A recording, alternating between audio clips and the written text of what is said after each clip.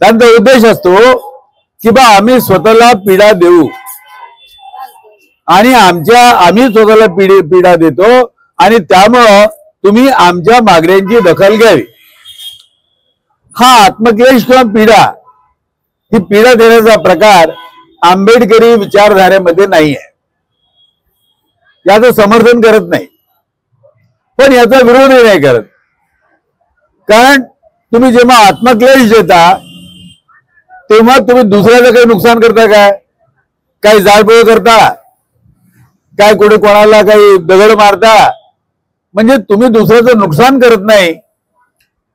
त्यामुळे आत्मक्लेश किंवा पीडा ही जरी समर्थीय नसली तरी त्याचा विरोध याच्याकरता करत नाही, कारण का हा एक शांततामय मार्ग आहे आणि आपल्या लोकशाहीमध्ये हा मार्ग बऱ्याच पद्धतीनं रूढ झालेला आहे किंवा शासनाचं लक्ष आपल्या मागण्यांकडे वेधण्याकरता उपोषण, शांततामय नारे निदर्शने, शांततामय मोर्चा या पद्धती आपल्या लोकशाहीमध्ये रूढ झालेल्या आहेत। बाकीच्या याच्यामध्ये हिंसाचार, मारपीट, शिवीगाळ हे अशा पद्धतींना आंबेडकरी विचारधारेमध्ये स्थान नाही आहे। उपोषण ही दुधारी तलवार आहे। उपोषणाचा मार्ग हा यशस्वी होईलच याला काही गॅरंटी नसते। आताही उपोषण सुरू आहेत। तुम्हाला सगळ्यात महत्वाचं जे आता उपोषण सुरू आहे ते पंजाबच्या शेतकऱ्यांचं आंदोलन आहे आणि त्याच्यामध्ये याच्या आधी ते म्हणजे त्यांनी हे केलं होतं, आताही ते बसले आहेत आणि त्यांची मागणी अशी आहे की शेतमालाला किमान भाव मिळावा। फार महत्वाची मागणी आहे। आज आपण मंडळी शेतकरी नाही आहोत, आपण शेतमजूर आहोत। आपल्यापैकी बहुतेक वर्ग हा शेतमजूर आहे। शेतकऱ्यांची ही मागणी जी आहे ना की शेतमालाला किमान भाव मिळावा, ज्याच्याकरता आज पंजाबचं जे आंदोलन सुरू आहे त्याच्याकडे तुम्हाला लक्ष द्यावंच लागेल। काय मागणी आहे की बा जेव्हा आम्ही शेतामध्ये धान्य पिकवतो, तर ते धान्य पिकवायला जो खर्च येतो, पाण्याचा खर्च, विजेचा खर्च, खत, बी बियाणं, मजुरी, एवढा जेवढा खर्च येतो, तर जेव्हा आम्हाला शेतमाल तयार होतो, शेतमालाची जेव्हा बाजारात विक्री करतो, तर आम्हाला किमान आमचा खर्च निघाला पाहिजे। म्हणजे शेतमालाला किमान भाव मिळाला पाहिजे, अशा प्रकारे त्यांची मागणी आहे। चुकीची आहे का काही? सरकार शेतमालाला किमान भाव देण्याच्या बद्दल तयार राहत नाहीत। सरकारने काही उपाययोजना केलेल्या आहेत,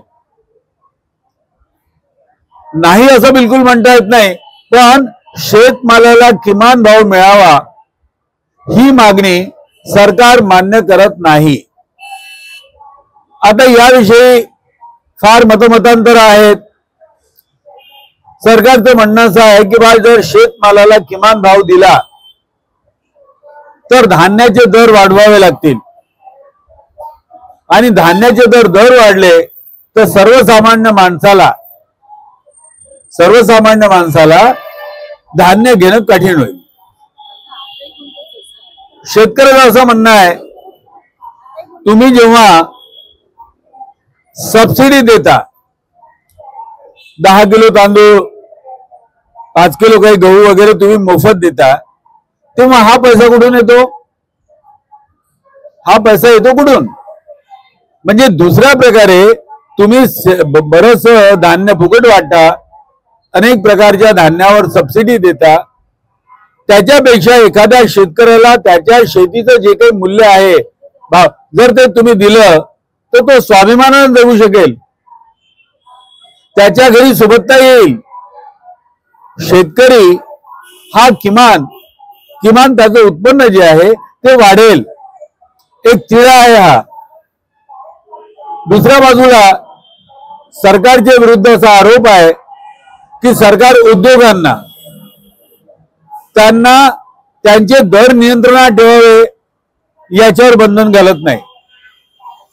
आज एक साधारणपणे मोबाईल आहे, मोबाईलची किंमत काय ठरवावी किंवा अजून आता आपल्याकडे सर्वसामान्य वापराच्या ज्या वस्तू आहेत त्याची किंमत काय ठरवावी याच्यावर सरकार बंधन घालते काय? एखाद्या कंपनीने आपली एखादी वस्तू बनवली तर तिची किंमत काय ठरवावी ही मुभा सरकार त्या उत्पादकांना देते, पण शेतकऱ्यांच्या बाबतीत असं होत नाही। शेतकऱ्यांचं आता आपण शेतीचं तत्वज्ञान पाहिलं तर खूप मोठं आहे, अडते आहेत, बऱ्याचशा बाजार समित्या आहेत, त्यांच्यामध्ये शेतकऱ्यांचं कसं शोषण होते हा विचार आपण नंतर करू। पण आता आपण उपोषणाचा विचार केला की उपोषणाच्या मार्गातून देशातील शेतकरी आपली अशी मागणी मांडते आहे की बा आम्हाला आमच्या शेतमालाला किमान भाव मिळावा। तो असो, तर एवढं निश्चित झालं की फेब्रुवारी महिन्यात बजेटमध्ये वाटा आणि वाट्याकरता कायदा याकरता उपोषण होईल आणि शेखर सरांना मान्य केलंय। आता तुमच्यापैकी त्यांच्या उपोषणाला कोण कोण साथ देईल हे बघा, ज्यांचं वजन कमी असेल त्यांनी उपोषण करू नये, ज्यांचं वजन जास्त असेल त्यांनी उपोषण करू नये। आता तुम्ही ठरवा, असं म्हणणं सोपं आहे, पण उके मॅडमला माहिती आहे की उपोषण म्हणजे काय होते आणि किती त्रास होतो आणि सरकार कशा प्रकारे दुर्लक्ष करते आणि अनेक दिवस पर्यंत उपोषण करून सुद्धा, आंदोलन करून सुद्धा काय परिणाम होतो ते त्यांना माहिती आहे। असू द्या, आज आपण एक थोडासा विचार मांडू। ज्या वेळेस शेखर गायकवाड उपोषण करतील, जर त्याला लोकांमधून पाठिंबा मिळाला नाही तर ते उपोषण सफल होईल काय? मग त्यांना पाठिंबा मिळावा याकरता आपण काय करणार आहोत?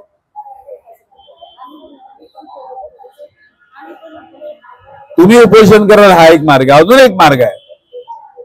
ज्या वस्त्यांमध्ये महिला मंडळ आहेत, विहारे आहेत, त्यांना आपण विनंती केली की फेब्रुवारी महिन्यामध्ये आम्ही बजेटमध्ये वाटा आणि वाट्याकरता कायदा याकरता शेखर उपोषणावर बसणार आहेत, तुम्ही किमान त्या उपोषण मंडपाला भेट द्या आणि त्यांच्या मागणीला समर्थन द्या। याच्यात काही चूक आहे काय? मग ते काम कोण करेल?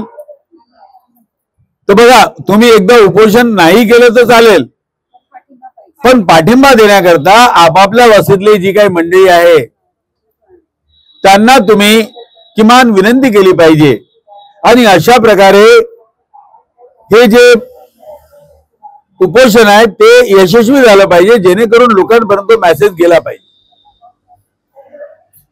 आता मुख्य मुद्द्यावर आपण येऊया की बा बजेटमध्ये वाटा आणि वाट्याकरता कायदा याचा अर्थ काय? आपल्या बहुतेकांना ही गोष्ट माहिती आहे, कारण तुम्ही समता संघ दलाच्या आंदोलनात आहात, पण तरी मी तुम्हाला काही बाबी पुन्हा लक्षात आणून देतो। गेल्या शनिवारी म्हणजे आता कालच अळीबाबू परिसरामध्ये आमची सभा झाली आणि त्यामध्ये आम्ही हा बजेटचा मुद्दा मांडला। बजेटचा पैशाचा मुद्दा म्हटला तर आपल्या डोक्याला ताण पडतो, पैशाचा सगळे हे चालतील पण पैशाचा अभ्यास नको रे बाबा। हा पैसा येते कुठून, पैसा जाते कुठून, म्हणजे आपल्याला गणिताचा जर विषय असेल तर आपल्यासाठी सगळ्यात कठीण आहे की नाही? अनुभव आहे आपला। पैशाचे व्यवहार काय असतात याच्याविषयी आपण जास्त लक्ष देत नाही। भारतीय जनमानस जे आहे, इंडियन मेंटॅलिटी किंवा माइंडसेट जो आहे तो देवभोळ आहे। देवानं जसं ठेवलं तसंच राहावं अशा प्रकारची मानसिकता भारतीयांची आहे। भारतीयांची मानसिकता ही पैशाच्या बाबतीत, समृद्धीच्या बाबतीत, आपण कशा प्रकारे श्रीमंत होऊ या बाबतीत नाही आहे। वर्षानुवर्ष गरिबीत राहतील पण तरी वाऱ्या करतील देवाच्या. कुंभाचा मेळा सुरू आहे आता. भारतीय माणूस, साधू संत, अशाच प्रकारचे देवभोळे प्रकार याच्यामध्ये काही करेल. अनवाणी पायानी विठोबाच्या दर्शनाला जाईल. पण बा मी गरीब काहून आहो, मला घर का नाहीये, याच्याविषयी भारतीय जनमानस हा कधी विचार करत नाही. भारतातल्या गरिबीचं मूळ कारण जे आहे तो आपला माइंडसेट आहे, इंडियन माइंडसेट आहे. जगामध्ये हे एक दोनच देश असे आहेत की ज्यांची मनोवृत्ती ही देवभोळी प्रकारची आहे आणि त्या देवाच्या नावावर हजारो वर्षे भारतीय माणूस हा गरिबीत राहील. पण हा माझं उत्पन्न कसं वाढेल, मला 2 पैसे कसे मिळतील, माझी गरिबी कशी दूर होईल, याविषयी लक्ष देत नाही. बाबासाहेबांनी त्यांच्या लिखाणामध्ये याला भारतातील क्रोनिक गरिबी म्हटलेली आहे. क्रोनिक गरिबी म्हणजे दुर्धर, अशा प्रकारचा रोग, जसं आपण कॅन्सर म्हणतो, अशा प्रकारचा रोग जो दुरुस्त होत नाही आणि व्हायला खूपच त्रास होतो. त्याच प्रकारे भारतातील गरिबी हा एक दुर्धर रोग आहे. अशा प्रकारे बाबासाहेबांनी विचार मांडला आहेत आणि या गरिबीच्या विरुद्ध आपण भांडलं पाहिजे अशी एक विचारधारा मांडली आहे. पण आपल्या इकडे अजूनपर्यंत आंबेडकरी समाजात आर्थिक विकास, आर्थिक उन्नती याच्याविषयी ज्या प्रकारे विचारधारा उन्नत व्हायला पाहिजे होती ती झाली नाही. धम्माच्या बाबतीत, समाजाच्या बाबतीत, अन्य अत्याचाराच्या बाबतीत, शिक्षणाच्या बाबतीत थोडी चेतना आलेली आहे, पण अर्थकारणाच्या बाबतीत चेतना आली नाही. आता ते चैतन्य पसरवण्याचं काम दल करते आहे. एक साध्या सोप्या गोष्टी आपण बघूया. आता हे सांगा, आम्ही जेव्हा इथे येतो, तुम्ही येता, आम्ही पेट्रोल भरतो. पेट्रोलचं दाम 100 रुपये लिटर आहे आणि त्यात तसं जरी काही असलं तरी हिशोबासाठी हे नका करू.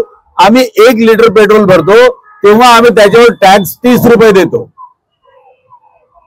100चं पेट्रोल 30 रुपये टॅक्स, 70 रुपयाचं पेट्रोल आम्ही 100 रुपयात घेतो, 30 रुपये कोणाला जातात.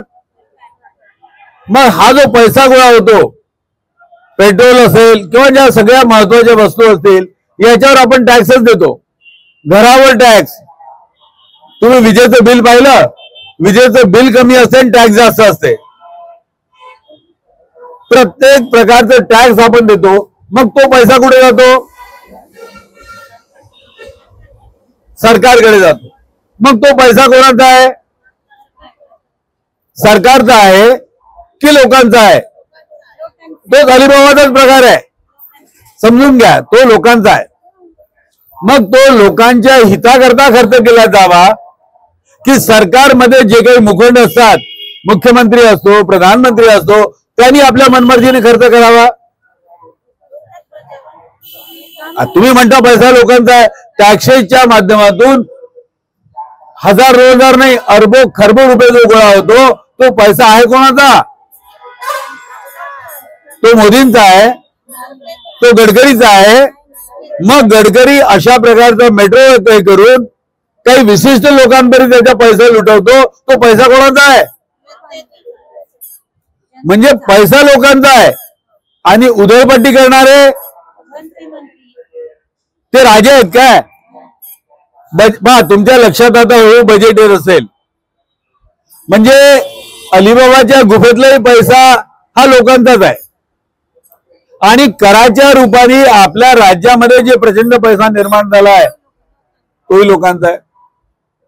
अजून एक गोष्ट समजा, एकदा ताजमहाल पाहण्याकरता एक जोडपं गेलं, नवरा बायको गेले. ताजमहाल किती सुंदर आहे, तुम्ही बहुतेक काही लोकांनी पाहिला असेल, काही लोकांनी फिल्म मध्ये पाहिला असेल. प्रत्यक्ष पाहिलाय का ताजमहाल? खूपच सुंदर आहे. मी तर अनेकदा पाहिलेला आहे, पण खूपच सुंदर आहे. आणि ताजमहाल कोणी बनवला? शहाजहाननी बनवला. कशा करता बनवला? मुमताज महल करता बनवला, आपल्या पत्नी करता बनवलं, तिच्या स्मरणार्थ तिच्या आठवणी दाखल बनवलं.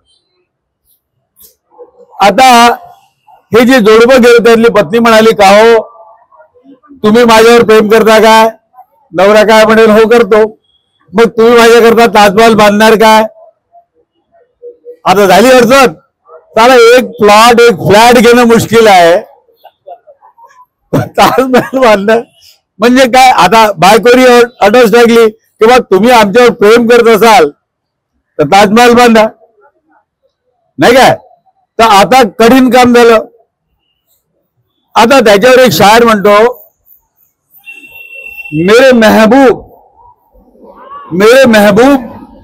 कहीं और मिलाकर मुझसे, तू मला ताजमहलात नका भेटेल बोलू. मेरे महबूब कहीं और मिलाकर मुझसे, एक शहंशाह ने बनवा के हसी ताजमहल, हम गरीबों के मोहब्बत का उड़ाया है मजाक. लक्षात घ्या, शहाजहाननी ताजमहल बांधला, खूप सुंदर बांधला. पैसा कुठून आला? लोकांकडून लूट करून, लोकांकडून कर वसुली करून, लोकांवर शेतकऱ्यांवर लगान टॅक्स लावून पैसा गोळा झाला आणि शहंशहाने आपल्या मनमर्जीनं फार मोठी इमारत बांधली. आणि त्याला आज सुंदर इमारत आहे, त्याची प्रशंसा केली पाहिजे, पण पैसा कोणाचा होता?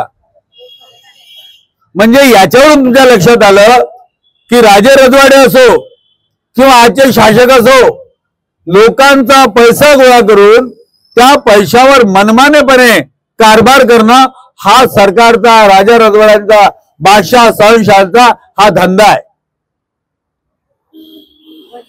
आणि आपण म्हणजे पैशाचा विषय आला, अरे यार त्या पैशाचं मला नका सांगू.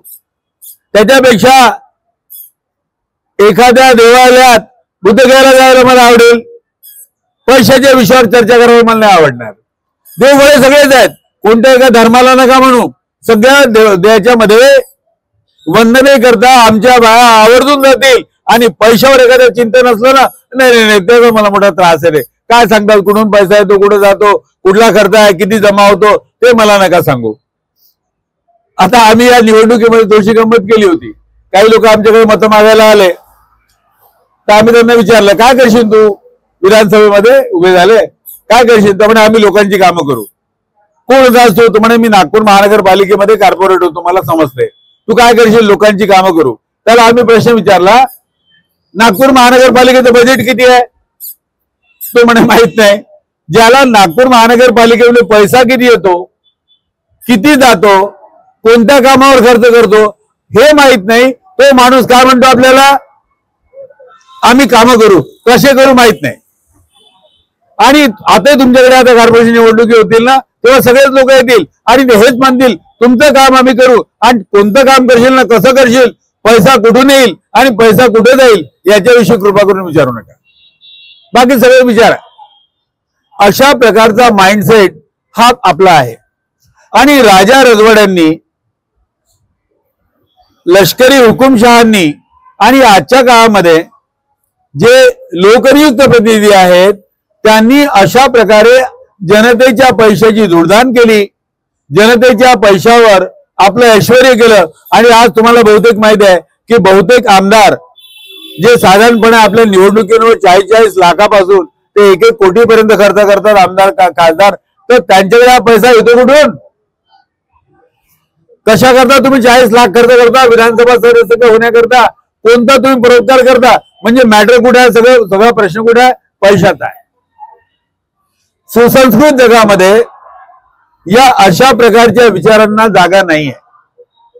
त्यामुळं जो जनतेचा पैसा आहे, जमीन बसा, तो जनतेच्या कामात यावा याच्याकरता भारताच्या संविधानामध्ये एक तरतूद आहे. भारताच्या संविधानामध्ये जी तरतूद आहे ती अशी की राष्ट्रपती महोदय सरकारच्या माध्यमातून देशाच्या जमा खर्चाचा अहवाल दरवर्षी पार्लमेंटमध्ये ठेवतील की आमच्या देशात एकूण पैसा किती आलेला आहे, या वर्षामध्ये पैसा किती आलेला आहे किंवा येणार आहे, आणि तो कसा खर्च होईल, गेल्या वर्षी किती पैसा गोळा झाला आणि तो किती खर्च होईल, अशा प्रकारचं राष्ट्रपती महोदय ही त्यांच्या आपल्या घटनेच्या कलमानुसार सरकारला सांगतात की हा जमा खर्चाचा हिशोब ठेवा आणि याला बजेट म्हणतात. लक्षात आलं बजेट? दरवर्षी सरकारजवळ किती पैसा गोळा झाला आणि तो किती कसा खर्च होईल याचा जो हिशोब असतो त्याला बजेट म्हणतात. पैसा कोणाचा आहे? जनतेचा आहे. तो कसा विनियोग करावा, कसा खर्च करावा याच्याकडे संसदेमध्ये बजेट ठेवलं की चर्चा होते आणि मग सगळ्या प्रकारचे लोक आपले मत व्यक्त करतात की सरकार जो आहे हा पैसा जनतेच्या हिताकरता खर्च नाही करत आणि हा पैसा विशिष्ट लोकांना फायदा देण्याकरता खर्च करते, उद्योगधंद्यांना, उद्योगपतींना सबसिडी देते. बरेचशा जे ठेकेदार असतात त्या ठेकेदारांना ठेक्यांच्या माध्यमातून पैसा मिळावा त्याच्यावर खर्च करते आणि गरीबांवर किंवा त्यांची आर्थिक उन्नती करण्याकरता खर्च करत नाही. सरकार म्हणते की नाही, आम्ही लोकांच्या हिताकरताच पैसा खर्च करतो आणि हा मोठा वाद असतो. लोकसभेत यावर चर्चा होते आणि कधी कधी तुम्ही बजेटचं थोडंफार तुम्हाला लक्षात येते आणि तुमच्या काय लक्षात येते बजेटमध्ये आता तेल स्वस्त होईल, मोबाईल महाग होईल, कपड्यांवर किंवा विशेषतः स्त्री वर्गाला जर असेल इंटरेस्ट तर सोनं महाग होईल की सोनं स्वस्त होईल याच्याविषयी चर्चा होते. बजेट आलं की कपडे स्वस्त होतील, कपडे महाग होतील, इलेक्ट्रॉनिक वस्तू स्वस्त होतील की महाग होतील, सोनं स्वस्त होईल की महाग होईल, एवढ्यावरच आपला विचार राहतो. पण याच्या खोलात आपण जातो की देशाजवळ किती पैसा गोळा झाला आणि तो कोणत्या मार्गातून खर्च होणार आहे. आता थोडक्यात आपल्या देशामध्ये जर समजा 1 रुपया जर गोळा झाला, आता 2 विशेष आहेत. या 1 रुपयापैकी 3 पैसे शिक्षणावर खर्च होतात, 3 पैसे. त्याच वेळेस जे रस्ते, एरोड्राम, मोठमोठे बांधकाम जे आहेत त्या बांधकामावर साधारणपणे आपण 15 पैसे खर्च करतो. अंदाज एक्झॅक्ट आपल्याला आकडा देता येईल. आणि आपण आपल्या संरक्षणावर किती खर्च करतो, म्हणजे जे आपले विमानं आहेत, जहाज आहेत, सैन्य आहेत याच्यावर साधारणपणे आपण 18 ते 20 पैसे खर्च करतो. 18 ते 20 पैसे आपण विमानं, जहाज, सैन्य याच्यावर खर्च करतो. देशाच्या रक्षणाकरता आवश्यक आहे. शिक्षणावर किती खर्च करतो? 3 पैसे. आणि त्या 3 पैशामधून तुमच्या मुलांना शिकवायचं आहे, तुमच्या मुलांसाठी शाळा, कॉलेज, वैद्यकीय शिक्षण 3 पैसे. बांधकामांवर 15 पैसे. अशा प्रकारे देशाचं जर तुम्ही बजेट बघाल, वेगवेगळे विभाग असतात, तर देशाचा बहुतेक पैसा हा विकास कार्याऐवजी बाकीच्या कार्यावर खर्च होतो. अशा प्रकारचं एक मत नेहमी मांडलं जाते. आता बजेटचा हा भाग झाला. आता आपण आपल्या भागावर येऊ. थोडसा बजेट विषयी आपल्याला हळूहळू याच्यातून लक्षात येईल. पण तुम्हाला बजेटची जी कन्सेप्ट आहे ती समजली. शिक्षणावर 6 पैसे खर्च व्हावे, 3 पैशाच्या ऐवजी 6 खर्च व्हावे, जेणेकरून प्रत्येक मुलाला शिक्षण मिळू शकेल. ही मागणी फार जुनी आहे. सरकार करते काय? नाही करत. अजूनपर्यंत इतके वर्ष झाले देशाच्या बजेटमध्ये 6 पैसे खर्च नाही होत शिक्षणावर. बांधकामावर 15 ते 20 होतील, शिक्षणावर नाही होत. 1970 ते 80च्या दशकामध्ये अनुसूचित जाती जमातींवर अत्याचार वाढले. गुजरात पेटलं, राजस्थान पेटलं आणि प्रत्येक राज्यामध्ये शुल्कासवर अन्याय, अत्याचार, अॅट्रॉसिटीज, महिलांवर अत्याचार यांचं प्रमाण वाढलं, खूप वाढलं. त्यावेळेस म्हणजे भयंकर झालं होतं. आणि सर्वसाधारणपणे शेड्यूल कास्टवर अत्याचार वाढले. याच्याविषयी विचार मंथन सुरू झालं. लोकसभेतही मंथन झालं, विधानसभांमध्येही मंथन झालं आणि सार्वजनिक प्लॅटफॉर्मवरही मंथन झालं. का वाढलं? त्यातून दोन कारणं आली. एक, जो जातीचा दृष्टिकोन जो आहे, म्हणजे ही मंडळी कनिष्ठ आहे, नीच आहे, ही मागासलेल्या समाजातली मंडळी, ही आपल्यापेक्षा कुठेतरी खालच्या पातळीवरची आहे, ही एक मनोवृत्ती. आणि दुसरं महत्वाचं कारण लक्षात आलं की बा हे लोक स्वातंत्र्याच्या इतक्या वर्षानंतरही गरीब आहेत आणि गरीब आहेत म्हणून परावलंबी आहेत. एखादी अनुसूचित जातीची महिला ही ठाकुराच्या किंवा मराठ्याच्या शेतावर कामाला जाते, ती शेतावर कामाला जाते, तर त्या ठाकूरचा किंवा त्या मराठ्याचा दृष्टिकोन त्या बाईप्रती कसा असतो? तो त्याला वाटते ही माझी गुलाम आहे, मी हिच्यावर अत्याचार केले तरी चालतील. आणि त्या भावनेतून, कारण ती गरीब आहे म्हणून तिच्यावर अत्याचार करायला धजावतो.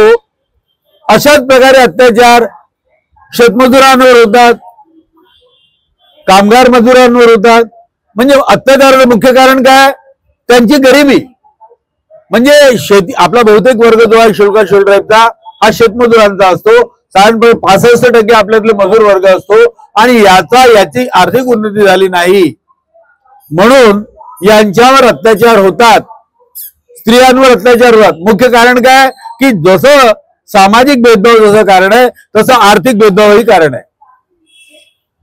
एक अत्यंत दारुण उदाहरण आम्ही बघितलं. आमचं वय कदाचित तुमच्यापेक्षा मोठं असेल म्हणून तुम्हाला सांगतो की आपल्याकडे मजुरी करायला पूर्वी छत्तीसगडच्या महिला यायच्या. त्याला डौकीन असा नाव द्यायचं आणि त्या बिचाऱ्या कॉटन मार्केट, संत्रा मार्केट याच्यामध्ये टोपलं घेऊन जायचं. दलाल कसे त्यांच्याकडे बोलायचे, त्यांच्याशी त्यांच्यावर कशा प्रकारच्या कॉमेंट करायच्या, कशा शिवीगाळ करायचे. कदाचित आता परिस्थिती बदलली असेल, पण त्या महिलांना अशा प्रकारची अपमानजनक वागणूक का मिळायची? कारण तो मजदूर वर्ग आहे, तो गरीब वर्ग आहे आणि तुमच्यावर जे अन्याय अत्याचार होतात त्याला कारणीय ते आहे. आणि मग त्याच्यावर मंथन झालं तेव्हा असं कळालं की देशाचा विकास करण्याकरता जे पंचवार्षिक योजना राबवण्यात आल्या होत्या आणि जो पैसा सरकार विकासावर खर्च करणार होतं, तो पैसा अनुसूचित जाती जमातीच्या लोकांपर्यंत पोहोचलाच नाही. त्यांचं शिक्षण, त्यांची घरबांधणी, त्यांचा व्यवसाय, त्यांना छोटे मोठे जमिनीचे तुकडे, जे पोरे शिकले असतील त्यांना व्यवसायासाठी कर्ज, हे मिळालंच नाही. पैसा सरकारने खर्च केला, तोच बजेटचा आपण भाग म्हणतो. जो सरकारचा पैसा गोळा झाला तो खर्च करण्यात आला, पण या लोकांवर खर्च करण्यात आला नाही म्हणून यांचा विकास झाला नाही, म्हणून यांच्यावर अन्याय अत्याचार होतात.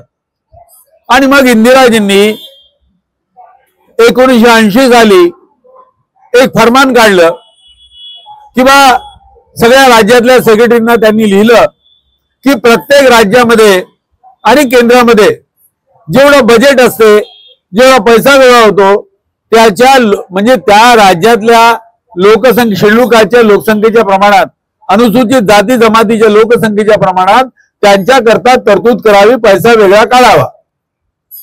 म्हणजे महाराष्ट्राचं बजेट हे साधारणपणे 6 ते 7 लक्ष कोटीचं असेल आणि शेड्यूल कास्टची लोकसंख्या ही साधारणपणे 13% असेल, तर बजेटच्या 13% भाग हा यांच्याकरता वेगळा काढावा.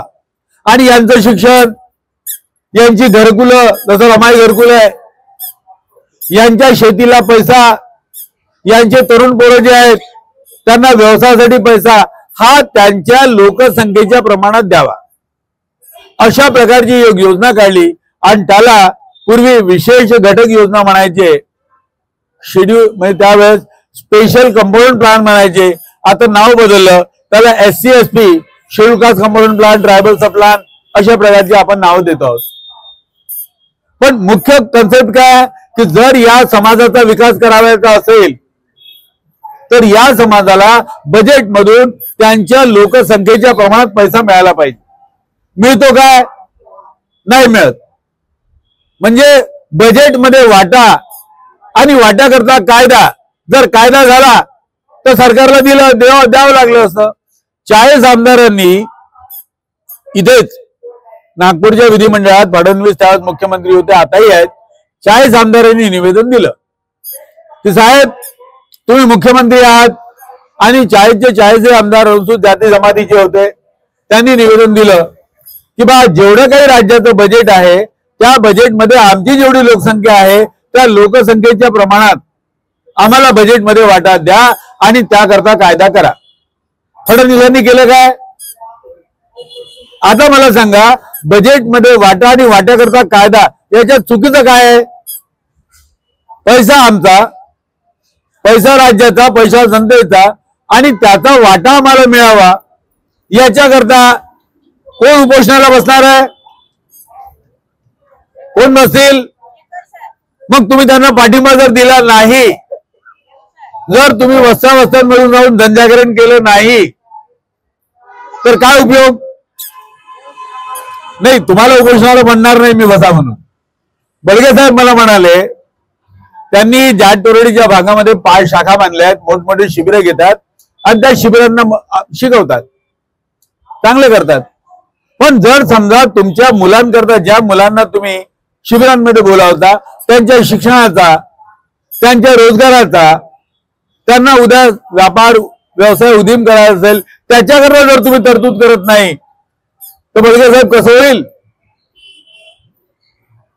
आम्ही हे ज्या या विचारात आम्ही आलो, याला एक छोटंसं कारण सांगतो, संपवतो. समता सैनिक दलाच्या आधी खूप शाखा होत्या, भयंकर शाखा होत्या. साधारणपणे 5000 सैनिक होते नागपुरात.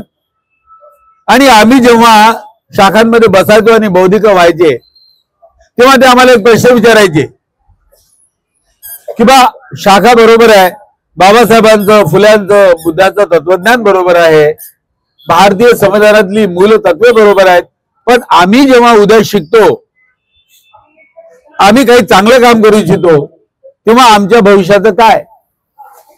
म्हणजे शाखेतला विद्यार्थी जेव्हा आपल्याला विचारतो की माझ्या भवितव्याचं काय, तेव्हा शाखा चालकाला अंतर्मुख व्हावं लागते. आम्हाला अंतर्मुख व्हावं लागलं. जुडो, कराटे आम्ही शिकवलं. आमचे प्रशिक्षक जपानचे प्रशिक्षक होते. त्या काळातले जर तुम्ही आमचे फोटो बघाल, त्या काळातले आमचे जर तुम्ही प्रात्यक्षिक बघाल, एका सायकलवर दोन्ही बाजूने भाले लावून आम्ही त्याच्यावर उडी मारायचो. आता ते एवढं 2 फुटाचं अंतर नाही कापतायत. शारीरिक दृष्ट्या फार मजबूत होतो आम्ही. गुंड, मवाली, बदमाश, शाळा संचालक यांचा आम्ही मुकाबला केला. शारीरिक दृष्टीने प्रबळ होतो आम्ही. आमच्या त्या काळाच्या ज्या शाखा, त्यांचे तुम्ही जरी फोटोग्राफ जरी बघितले तर तुम्हाला कराटेच्या ज्या फिल्म आहेत ना त्या फिक्क्या वाटतील. एवढ्या मोठ्या प्रमाणामध्ये आमची मंडळी कराटेमध्ये प्रावीण्य मिळवणारी होती. साधारणपणे येलो बेल्ट पासून सुरुवात करून ब्लॅक, आपल्या तुम्हाला कदाचित कल्पना आहे की नाही माहित नाही, आपल्या नागपूरची अनेक मंडळी, जी समता सैनिक दलाची मंडळी आहे ती जपानला जाऊन आलेली आहे. राहुल तेलंगचं नाव ऐकलं तुम्ही?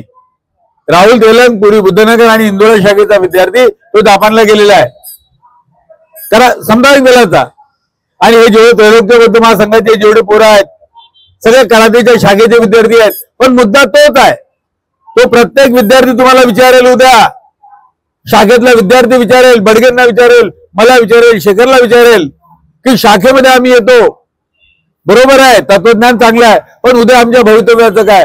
आणि मग आम्हाला अंतर्मुख व्हावं लागलं. आणि त्याच्यामध्ये शिक्षण, बजेट, अॅट्रॉसिटीज याच्यावर आमचं चिंतन सुरू झालं. शाखा आमच्या कमी झाल्या, वैचारिक फापट पसारा वाढला आणि त्याच्यामधून आज समता सैनिक दल हे कमीत कमी नागपूरमध्ये नव्हे महाराष्ट्रात वैचारिक दृष्ट्या सगळ्यात प्रबळ अशी संघटना आहे. सगळ्यात प्रबळ अशी वैचारिक संघटना असेल तर फक्त समता सैनिक दल आहे. आज समता सैनिक दलाचा मुकाबला कोणतीही संघटना करू शकत नाही. आरक्षणाचा प्रश्न असो, बजेटचा प्रश्न असो, अॅट्रॉसिटीचा प्रश्न असो, शिक्षण धोरणाचा प्रश्न असो, फक्त आणि फक्त समता सैनिक दल हेच त्या विषयावर काम करते. आणि का करते? कारण की आमच्या मुलांनी आम्हाला प्रश्न विचारला होता की बा आज आम्ही शाखेत येतो, हे बरोबर आहे, पण उद्या आमच्या भवितव्याचं काय? आणि त्याच्यातून एक विचारधारा आली. ती विचारधारा विभिन्न प्रकारच्या छोट्या छोट्या कार्यक्रमातून आपण अंमलात आणली आणि त्यामुळं बजेटमध्ये वाटा आणि वाट्याकरता कायदा हा जर नाही झाला तर आपल्या समाजाची गरिबी दूर नाही होणार, निरक्षरता दूर नाही होणार, आमच्या महिलांना घरकुलं नाही मिळणार, आमच्या पोरांना रोजगाराची साधनं नाही मिळणार.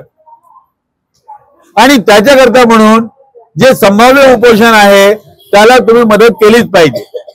जर काही प्रश्न असतील तर विचारा, म्हणजे आपल्याला समारोपाकडे जाता येईल.